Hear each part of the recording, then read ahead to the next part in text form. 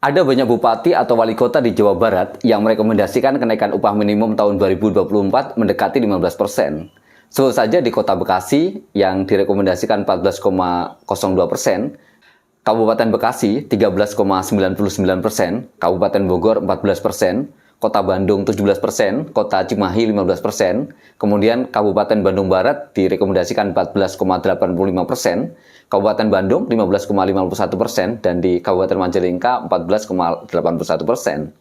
Angka-angka ini memang baru sebatas rekomendasi, karena yang berhak menetapkan kenaikan upah minimum adalah gubernur. Dengan kata lain, jika rekomendasi itu kemudian disahkan oleh gubernur, maka itulah nilai kenaikan upah minimumnya. Masalahnya, bagaimana jika gubernur memutuskan nilai kenaikan upah minimum di bawah yang sudah direkomendasikan itu? Tentu saja, keputusan itu akan mengecewakan kaum buruh.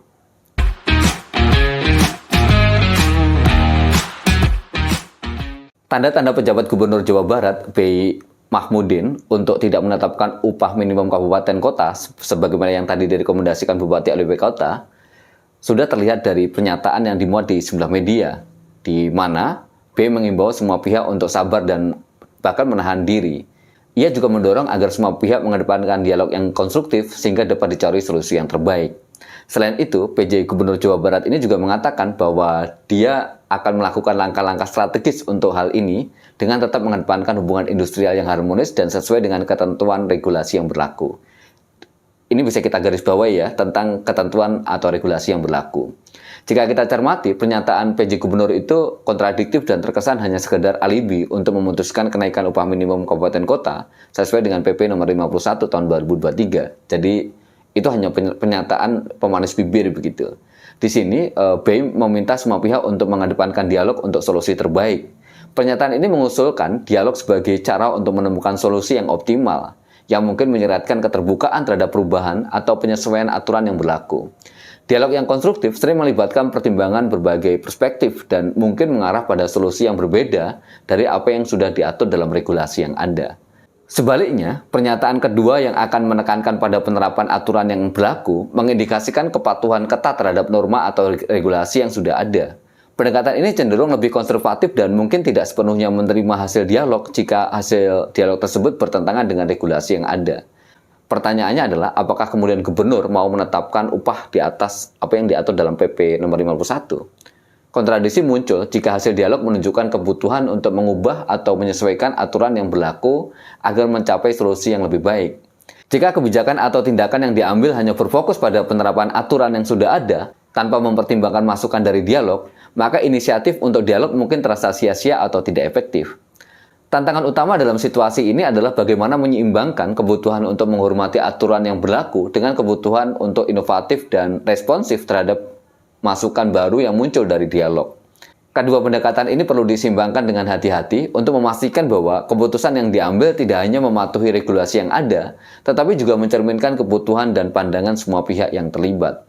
Dalam konteks ini, diperlukan pendekatan yang lebih fleksibel di mana regulasi dianggap sebagai kerangka kerja yang bisa disesuaikan atau diperbaharui berdasarkan masukan yang didapatkan melalui proses dialog.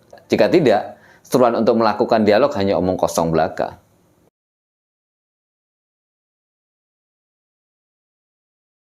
Kita memahami keputusan mengenai UMK sesuatu yang kompleks dan memerlukan pertimbangan dari berbagai aspek. Namun, kita ingin menekankan bahwa rekomendasi yang diajukan oleh Bupati atau Wali Kota, sebagaimana yang tadi sudah saya sebutkan di awal video ini, saya kira sudah mempertimbangkan berbagai faktor penting, termasuk kebutuhan hidup layak bagi buruh, kondisi ekonomi lokal, serta keberlangsungan usaha. Jika kemudian gubernur menetapkan upah minimum kabupaten kota lebih rendah dari yang direkomendasikan itu, hal itu justru akan memiliki dampak signifikan terhadap kehidupan kaum buruh dan keluarganya. Kondisi ini tidak hanya berpengaruh pada aspek finansial, tetapi juga pada kesejahteraan sosial dan stabilitas ekonomi. Oleh karena itu, kita meminta kepada gubernur untuk menetapkan kenaikan upah minimum kabupaten kota sesuai dengan apa yang direkomendasikan oleh bupati atau wali kota. Kita percaya keputusan ini tidak hanya akan mendukung kesejahteraan pekerja, tetapi juga akan berkontribusi pada penciptaan lingkungan kerja yang lebih produktif dan harmonis. Penting untuk diingat bahwa UMK bukan hanya angka, melainkan representasi dari hak dasar kaum buruh untuk hidup layak.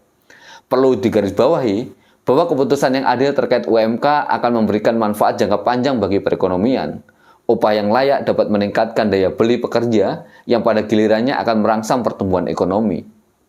Selain itu, pekerja yang sejahtera cenderung lebih produktif, yang dapat berkontribusi pada peningkatan kualitas produksi dan layanan.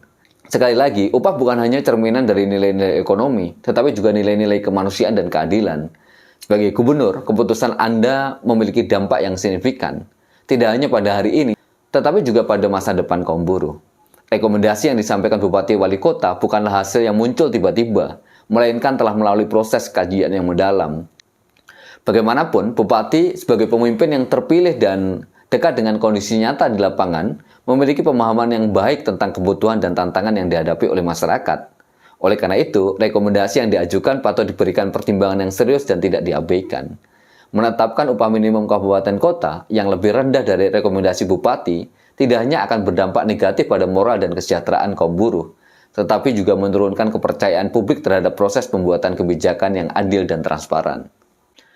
Ini dapat menciptakan ketidakpuasan di kalangan masyarakat yang pada akhirnya bisa berdampak negatif pada stabilitas sosial dan ekonomi. Dalam konteks ini, kaum buruh mendesak gubernur untuk memberikan perhatian yang serius terhadap rekomendasi yang telah diajukan oleh bupati atau wali kota. Keputusan yang diambil seharusnya mencerminkan komitmen bersama untuk pembangunan yang berkeadilan, di mana setiap warga negara, termasuk para pekerja, merasa dihargai dan mendapatkan hak-haknya dengan layak. Upah yang layak tidak hanya penting bagi segi moral dan etika, tetapi juga memiliki manfaat ekonomi yang luas, baik bagi pekerja maupun bagi perekonomian secara keseluruhan. Beberapa dampak positif tersebut antara lain, yang pertama akan meningkatkan daya beli. Upah yang layak akan meningkatkan daya beli kaum buruh. Hal ini akan mengakibatkan peningkatan konsumsi barang dan jasa yang secara langsung berdampak positif pada pertumbuhan ekonomi lokal dan regional. Yang kedua, adanya peningkatan produktivitas. Buruh yang menerima upah layak cenderung memiliki motivasi kerja yang lebih tinggi. Hal ini berkontribusi pada peningkatan produktivitas dan efisiensi kerja yang bermanfaat bagi perusahaan dan industri secara keseluruhan. Kemudian yang ketiga, mengurangi ketimpangan sosial. Upah yang layak dapat membantu mengurangi kesenjangan ekonomi dan ketimpangan sosial. Dengan memastikan bahwa semua pekerja menerima penghasilan yang cukup untuk kebutuhan hidup mereka, kita dapat berkontribusi pada pembangunan masyarakat yang lebih adil dan inklusif. Hal yang keempat, mempromosikan kesehatan dan kesejahteraan. Upah yang layak juga berkontribusi pada peningkatan kesehatan dan kesejahteraan kaum buruh dan keluarganya. Buruh yang mampu memenuhi kebutuhan dasar seperti pangan, perumahan, pendidikan, dan kesehatan cenderung memiliki kualitas hidup yang lebih baik. Kemudian yang kelima, mendorong loyalitas dan mengurangi fluktuasi karyawan. Upah yang layak dapat meningkatkan loyalitas karyawan dan mengurangi tingkat turnover. Hal ini menguntungkan bagi perusahaan karena dapat mengurangi biaya perekrutan dan pelatihan yang berkaitan dengan pergantian karyawan. Oleh karena itu, kita mendesak gubernur untuk mempertimbangkan semua manfaat ini dalam menetapkan upah minimum kabupaten kota. Keputusan yang bijaksana dalam hal ini tidak hanya akan mendukung kesejahteraan pekerja, tetapi juga akan berkontribusi pada pembangunan ekonomi dan sosial yang lebih berkelanjutan dan inklusif.